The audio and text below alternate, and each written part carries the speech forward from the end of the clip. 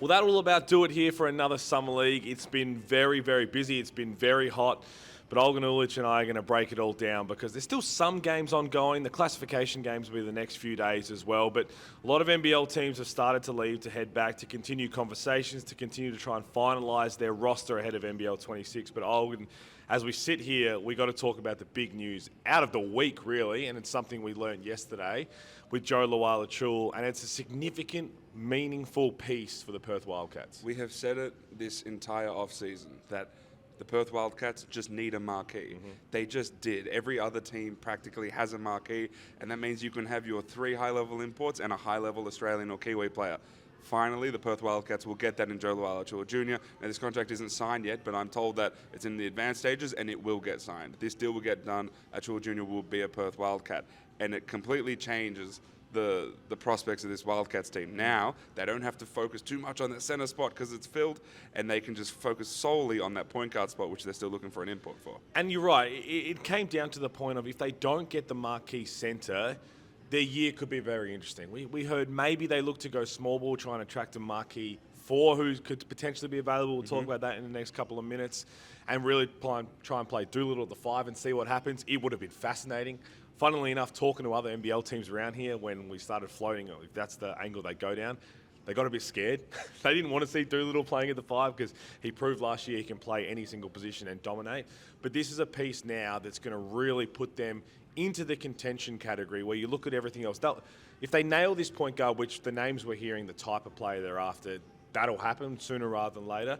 With everything else they've got, with Sunday Dech coming in, Lat Mayen, Winlet, Doolittle, this team now has all the pieces to go and make a big splash in NBL 26. And you're right, it's a marquee in the spot they needed to. They didn't just have to go and get any old marquee. They knew that there was a position they needed to fill. They had a positional need, and there were the 2 they were going after. We said it the entire time. It was Yanni Wetzel and Joe Chul Jr. Now, Yanni Wetzel they were really close with. He obviously went off to Japan, but Chul Jr. is someone who said no early in the piece. But they kept prodding. They kept saying, are you sure? What can we do to make you comfortable here? John really played a really significant role in the recruitment of Chul Jr. And so they kept going. Obviously, we've spoken this entire time about the fact that the Wildcats really didn't have the leverage here.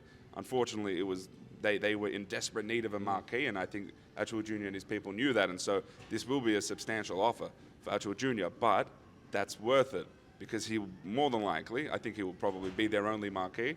Therefore, he'll hit the cap at a percentage, probably just tens of a percentage of his actual salary, which is a huge thing for the Wildcats and their cap sheet at the end of the season. And basketball-wise, what it means for the Wildcats is they get a premier big man who we've seen be an MVP candidate in this competition. They don't make centres in the NBL like JLA, someone who can put the ball on the floor, he can play like a guard, he can step out and shoot the 3, be a rim protector, an alley-oop threat, all of that bundled up into one makes him a prominent and dominant force around the NBL. And that's exciting because, as we'll talk about now, we could be talking in a week's time and some other significant big men may not be coming back to NBL 26 in the likes of Will Magnay and Tyrell Harrison, who are continuing to be on 2-way watch. So that would make things different because as we talk also, as teams are here, you've also got to prepare what suits us. Yes, that's 90% of what we're looking for, shopping list. But what do we need to also go against some of the best teams in the competition? We haven't seen too many JLA stoppers around. One of those a couple of years ago was a great contest, was Will Magnay. He may not even be there, but those are the kind of matchups we love because, as we've said, Joe Lawala-Chul Jr. is an absolute premier big man, an all-NBL first-team contention, MVP contender. They don't make him like him often.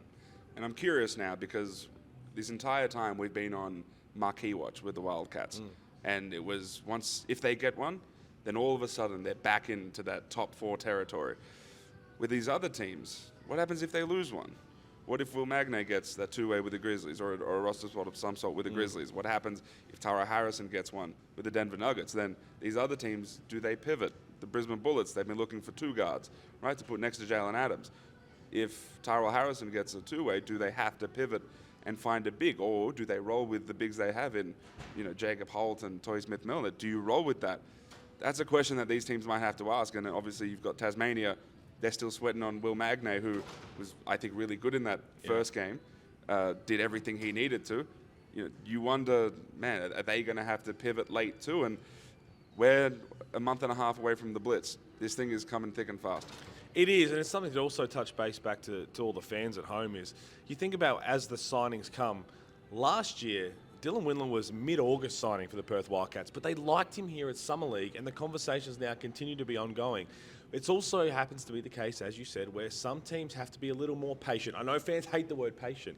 Because of this situation, as you said, Will Magnay played very well, probably ticked every box he had to what the Grizzlies are asking. This Summer League's a chance for him to showcase what he can do because he doesn't need the ball in his hand to be successful. Tyrell Harrison, on the other hand, got the start, filled up the stat sheet, had that poor third game with 7 turnovers, yes, but you expect a little hiccup in the road. It's not really built for him, Summer League. But there's this two-way watch as we continue to talk about what the week and a half has been. I don't even know what day it is. You continue to wear the same T-shirt as I do. But there's still the two-way watch of the Jack McVeighs, the Jack White. So we've got 4 Aussies essentially on two-way watch, and even Alex Tui on roster spot watch as well. Maybe even a couple of others on roster watch. And I'm looking at the Atlanta Hawks two-way spot. The feel is that there is a two-way spot there that is vacant. The 2 Jacks, Jack White, Jack McVeigh, both on that team. I'm under the impression it's those 2 and then one other guy who are competing for that third two-way spot. So we're keeping an eye on that because there could be NBL teams who do need a marquee, and like we saw the Wildcats swoop late with a big offer for Archibald Jr., perhaps there's an NBL team that does throw a significant offer to one of those guys, the one that doesn't get the spot, and let's see if they go to Europe or otherwise. So they're the big ones that we're looking at. And speaking around, there are the European watch for those guys as well, right? Who aren't locked in like Magnay and Harrison to teams. So that's going to come in and be significant. They've both proven, whichever way the Hawks want to go down, they've both proven to provide whichever angle they want to look at. So I guess now for all the fans back home as we wrap up, what's been a very hectic week once again is talking about what do we think will happen next. Now I think there's 80% of the teams have gone to head back home. A lot of work was done behind the scenes. Yes, they're at the venue, but there's meetings absolutely everywhere. If I had to guess of what signing we'll see next, I'll probably lean towards Southeast Melbourne Phoenix. I feel like Josh King was very active here. He was making sure that he tries to find the perfect pieces to his puzzle. That's an exciting team that he's putting together.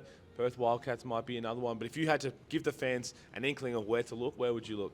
So we said last time that Cairns was a team to look at. They haven't filled any import spots.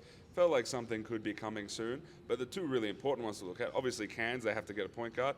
But the Perth Wildcats and Southeast Melbourne Phoenix. The Phoenix lost Amari Moore, so they're in the hunt for a starting point guard. And the Perth Wildcats, who that starting point guard is and the level of that guy could be the difference between them being a contender for the number 1 seed versus the number 4 seed. So that's one we're looking at, especially because of the level of player we know they're looking at and how much money they're willing to spend on it. I don't think that the JLA contract that's going to be in front of him is going to deter them from spending on that point guard. If anything, it might swing the other way where they think, all right, we've got our marquee, let's go all out. So they're the ones I'm looking at, the new import point guards who we might see come to the league, probably the Phoenix and the Wildcats. And I'm also looking forward to seeing what the Breakers do because I love the fact that catching up with Dylan Boucher and Mark Mitchell here is they're talking to Parker Jackson-Kara, basically vetting players through PJC, which is what the good teams do. You go to your very best player, your MVP candidate, and say, here's some names I'm thinking, who helps get the best out of you and who would you like to play alongside? So that's going to be a fascinating watch in that shooting guard role. No, they need a power forward spot as well. We mentioned a lot of import names on the watch. I know a lot of people in the comments wanted to see some guys. It's the fun part of Summer League, right? Yeah. I would love to see Charles Bassey in the NBL. Do I think it'll happen? No, I'm not going to close the door. Armando Baycott would be so fun to watch. He looks in really good shape, and I've kept pushing. I know you and I have been doing this. Look, everyone at home, we're trying to get Kenny Lofton Jr. to the NBL. And we couldn't be trying any harder. Sincerely, we are up late at night. We see every team sitting in the bars around the hotels, around the casinos. We say that, guys, look what this guy's doing. He's available. And speaking to that, I know people, if you don't know who he is, the highlights of Great China MVP. Little caveat I had is that a couple of weeks ago in the Memphis Grizzlies, he was with the Memphis Grizzlies before now, he's on the two-way here, in the Summer League roster spot here. They were doing a conditioning drill, and Cam Spencer won that drill, point guard, and he came second out of everybody. Kenny did. So he is in really good shape. He'd be a mismatch nightmare. I think he'd be probably too expensive. He's very expensive for the NBL, but look at Montrezl Harrell's impact offensively, how dynamic he is. I think Kenny Lofton Jr. could be that. And mentioning him, obviously, we're having a bit of fun here. It would be great if teams did this. But when we mention Kenny Lofton Jr., we think of Melbourne United and what they need from that center spot.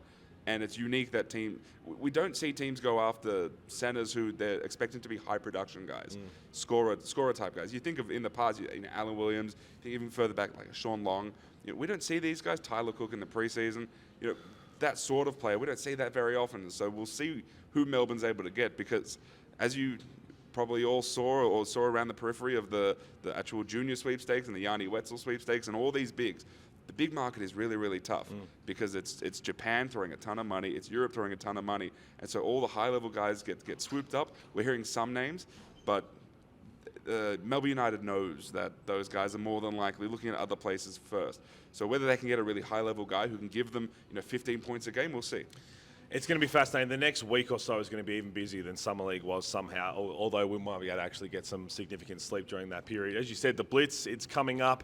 Olgun, thank you so much. I know you weren't here last year for Summer League, but this has been fun with you. Thank you. I like what you're wearing too. He has copied absolutely everything of mine. It's completely unintentional. It's getting very annoying. I hope I don't have to see him for a long time. Thank you to everybody back home for coming along the journey, submitting your questions, interacting. It's the best part about Summer League is trying to fill you in on everything that's happening and catching up with everybody. Big thank you to Daz behind the camera.